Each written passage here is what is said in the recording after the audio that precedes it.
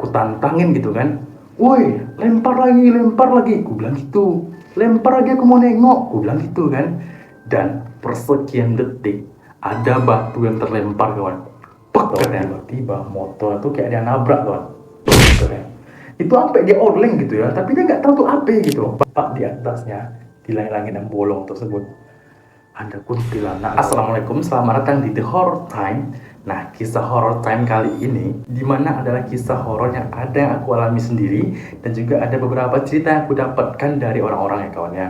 Ini kisahnya random aja nih. Ini aku ceritakan ada mungkin 3-4 cerita gitu ya. Mulai dari batu yang terlempar sendiri, itu nggak sekali 2 kali terlempar ya kawan ya. Banyak kalau dikumpulin batu yang terlempar sendiri itu banyak, ada seember tuh ya. Sampai gangguan-gangguan yang dialami oleh orang yang baru pindah ke sebuah desa karena menikah dengan istrinya. Terus juga ada penampakan kuntilanak kawan. Ini betul-betul serem sih. Nah, jadi bagaimanakah kisahnya? The Horror Time dimulai.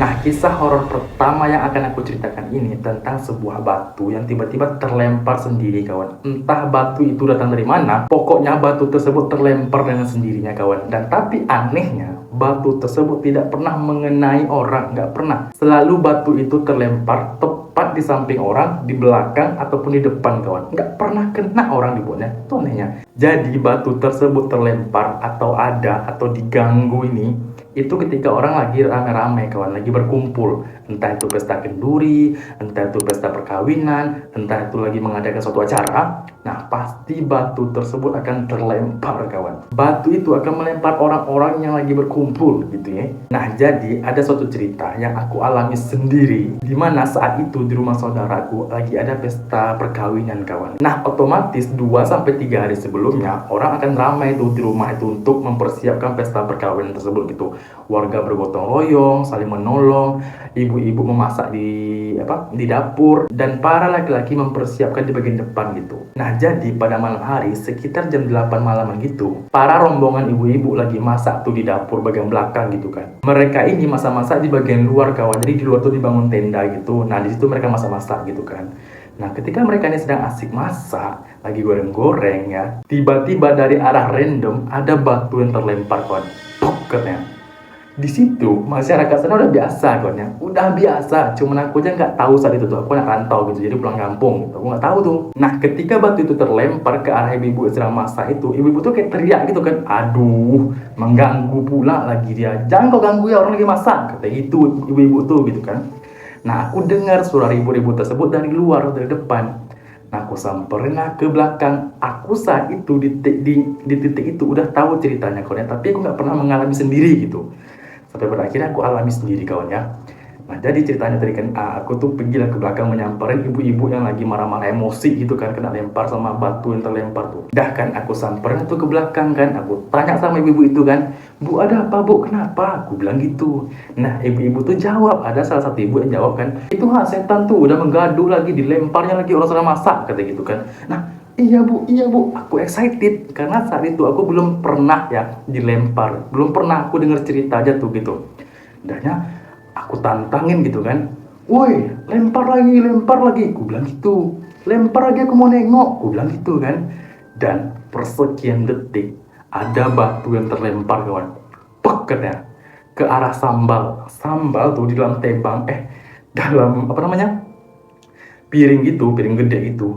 Pop, jatuh batu tersebut di situ kawan. Sambal yang baru masak tersebut habis tuh kawan, kena tanah, batunya bertanah. Habis tuh. Di situ aku kan marah kan, tuh lah dipanggil juga lagi dan dilempar kan. Ini kayak mana nih katanya. Aku udah merasa bersalah gitu dan aku takut gitu, kayak betul-betul dilempar loh. Pokoknya batu tersebut nggak tahu dari arah mana, tiba-tiba nyampe aja batu itu terlempar ke kita. Tapi dia nggak mau ngenain kita, nggak mau. Nah, itu cerita pertama ya. Kita masuk ke cerita kedua. Nah, jadi di suatu hari bulan Ramadan, orang kan lagi ramai-ramainya tuh di awal-awal bulan puasa tuh untuk sholat, apa namanya? Kok jadi lupa. Sholat tarawih kan. Orang tarawih, orang tadarus gitu kan, ceramah gitu. Lagi ramai-ramainya tuh kan di awal-awal bulan gitu kan. Nah, jadi ketika mau sholat, kita kan sebagai umat muslim kan harus ambil wudhu dulu kan. Nah, ambil wudhunya tuh di sungai kawan ya, kayak sungai kecil itu, bersih sungainya gitu, ada batu-batu juga gitu. Nah, orang akan ngambil wudhu di situ tuh. ya. Nah, jadi ada bapak-bapak yang kita sebut aja namanya Bapak John ya. Pak John ini lagi ngambil wudhu di sungai tersebut gitu kan, ambil wudhu lah dia gitu kan. Pas lagi asik-asik ambil wudhu, tiba-tiba ada batu yang terlempar kawan, tepat di depan bapak itu lagi ambil wudhu. Di situ bapak ini nggak kaget karena mereka udah biasa. Sekali lagi saya tekankan, itu sudah biasa terjadi kawan. Jadi orang tuh udah paham aja gitu. Cuma bapak ini gondok ya, aku lagi ngambil wudhu nih, kok kau ganggu pula, aku nggak ganggu kamu, kayak gitu kan. Akhirnya bapak ini ambil lah sebuah batu yang ada di sungai itu, dia ambil, dia lempar ke sembarang tempat aja gitu, random aja, katanya.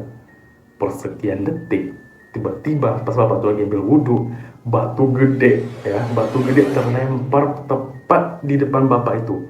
Tiba-tiba air sungai itu muncrat, mengenai wajah bapak itu kawan, sama baju itu basah.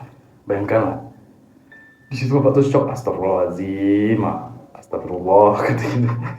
Udah berlanjut lagi ya. Nah, terus kita masuk ke sholat tarawihnya gitu. Nah, sholat tarawih itu kan lagi rame-ramenya tuh orang lagi berkumpul gitu kan, istilahnya gitu kan, untuk sholat gitu.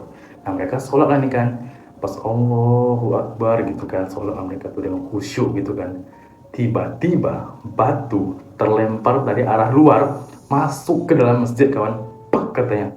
Tapi nggak mengenai orang, nggak tepat berada di samping orang gitu, di samping jemaah, batu tuh nggak kena orang, nggak, batu tuh kecil aja. Dan kejadian itu diabaikan aja sama orang gitu, udah terbiasa. Dan saat itu batu tuh nggak berhenti karena tetap tuh dilempar, kalau dikumpulkan tuh batu kayaknya ada segini nih ya, ada segini nih kalau batu tuh dikumpulkan, ini kecil-kecil aja. Pasti kalian bertanyakan, kenapa nggak ditutup aja tuh pintu musolanya, masjidnya gitu kan, jendela ditutup gitu.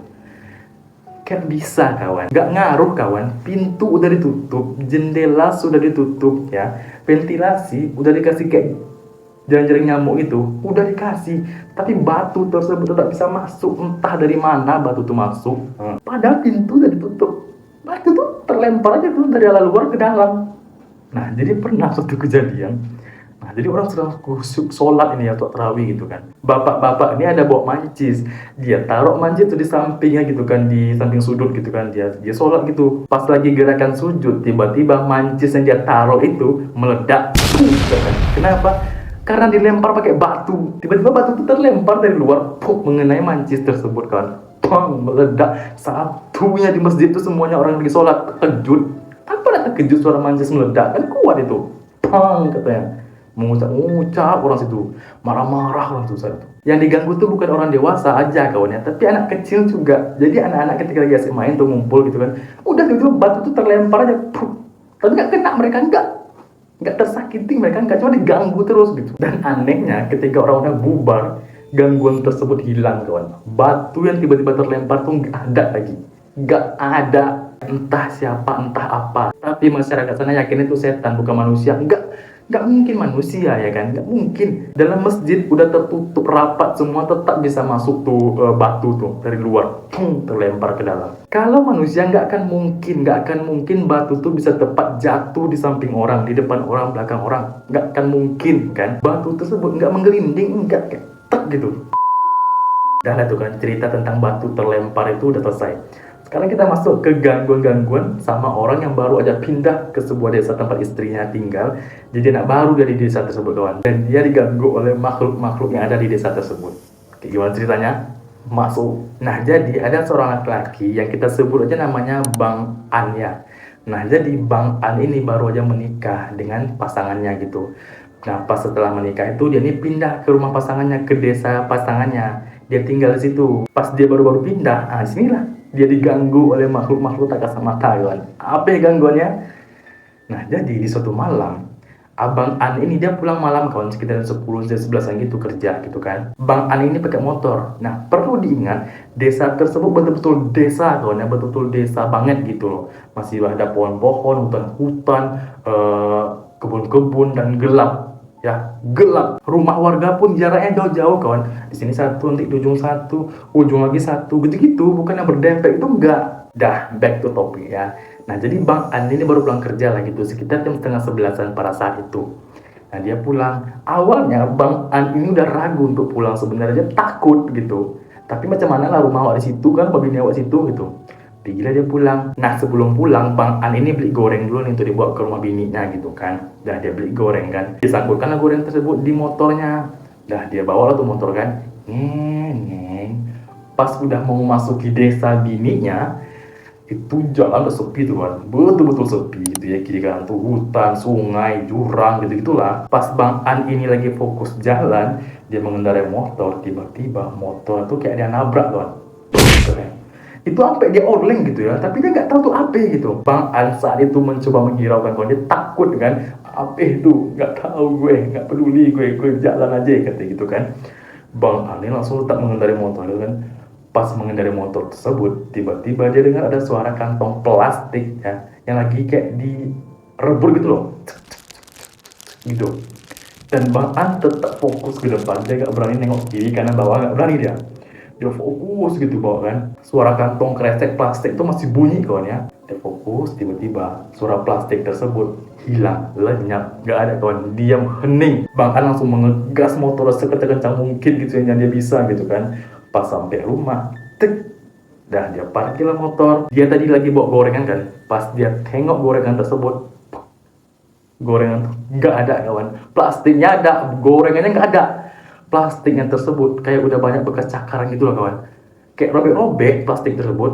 Oh iya, gorengnya udah nggak ada. Siapa itu yang ngambil tuh di jalan ya oleh Tuhan. Di situ Bang An betul-betul ketakutan kawan ya oleh Tuhan. Nah, ini gangguan Bang An ini masih banyak kawan ya, tapi aku pengen menceritakannya tuh di satu episode gitu loh ya. Ini kita skip sampai sini dulu ya, baru kita lanjut lagi ke cerita berikutnya. Nah, jadi kisah berikutnya ini tentang seorang bapak-bapak yang kita sebut saja namanya Bapak Setia ya. Nah, jadi Pak Setia ini punya sawah kawan. Nah, sawahnya itu kayak di hutan-hutan gitu, kayak di pemukiman warga, kayak agak jauh gitu, ke gunung-gunung gitu hutannya gitu kan. Nah, sampai di suatu malam dia ini lagi menjaga sawahnya tersebut karena sawahnya ini sudah mau dipanen gitu ya, disabit gitu. Pak Setia ini menjaga sawahnya itu dari gangguan-gangguan hewan kawan, seperti apa? Kayak babi, anjing, gitu-gitulah pokoknya. Sampai di suatu malam Pak Setia ini lagi menjaga tuh si sawahnya itu kan. Itu malam-malam kawan ya. Sampai tengah malam besok pagi dia baru pulang ya. Dan itu dia patroli juga tuh, tengok-tengoknya di senter-senternya gitu kan. Oh, aman gitu kan. Nah, dia ini istirahat atau tidur di sebuah rumah tua gitu kan. Betul-betul tua rumah tuh, dan rumah tuh bertingkat, kayak rumah lama bertingkat. Nah, rumahnya di lantai 1 tuh semen kawan. Nah, lantai 2 tuh kayu. Dan rumah tersebut udah lapuk bagian atasnya tuh kawan, sampai tuh bolong-bolong tuh. Langit-langit tuh bolong-bolong ya dari atas tuh. Jadi kalau kita tidur di bawahnya tuh, dari atas tuh nampak gitu, bolong ya. Nah, jadi Pak Setia nih ngantuk, dia mau tidur. Nah, dia tidur lakukan dikembangnya karpetnya. Dia tidur tersebut tepat di atas tuh bolong kawan ya. Atap ya apa namanya? Ya, ini apa namanya? Langit-langit rumah tuh bolong gitu, tepat tuh di bawahnya tuh dia tidur gitu. Nah, dia sesi tidur kayak tidur anak ayam gitu loh, antara tidur dan tidur gitu kan. Nah, pas dia tidur dia ke atas ini tidur. Ketika Pak Setia ini lagi asik-asik tidur kawan, tiba-tiba mukanya tuh kayak ada yang ngapain gitu loh, kayak ada rambut gitu loh saya tuh, kayak ada yang gini-gini. Nah, paham ya? Kan geli rasanya tuh kan. Nah, di situ Pak Setia ini udah hatinya udah berdegup kencang, ya hatinya, jantungnya udah berdegup kencang gitu. Apa ini gitu? Dibuka mata, pas dibuka mata, tepat di atasnya, di langit-langit yang bolong tersebut, ada kuntilanak kawan kayak gini, menghadap ke bawah, menengok ke arah Pak Setia. Matanya melotot, rambutnya panjang menjuntai ke bawah, mengenai kepalanya Pak Setia. Yang, ya Allah. Di situ kan tahu Pak Setia lari, teriak, enggak peduli Pak Setia. Ngapa kau? Ngapa? Ganggu orang aja, orang tidur katanya. Pergi. Pak Setia tuh juga baca doa ada kawan, nggak takut dia enggak. Dan kuntilanak tersebut rambutnya digoyang-goyangin loh, kayak gitu. Itu persekian menit terjadi kawan. Ya Allah Tuhan. Dan alhamdulillahnya saat itu kuntilanak tersebut ketika Pak Setia ini membaca doa-doa hilang kawan, hilang gitu aja gitu. Dan sebenarnya Pak Setia ini juga udah sering kali melihat itu semua kawan. Udah sering lihat pocong, lihat kuntilanak, udah sering lihat tuyul pun udah pernah dia. Makanya dia berani aja, dia punya ilmu juga kawan. Nah itulah kawan, gimana menurut kalian kawan? Itu kisah nyata kawan ya, itu yang aku dapat kisahnya dari orang-orang ya kawan. Orang-orang di desaku, di kampung aku. Begitu, masih banyak lagi serius. Nah, sampai kita di penghujung cerita ya kawan ya. Jangan lupa untuk like, comment, and share, dan juga subscribe, bunyikan lonceng notifikasinya agar kalian tahu kapan aku upload. Saya Idrina Priza pamit undur diri. Wassalamualaikum warahmatullahi wabarakatuh.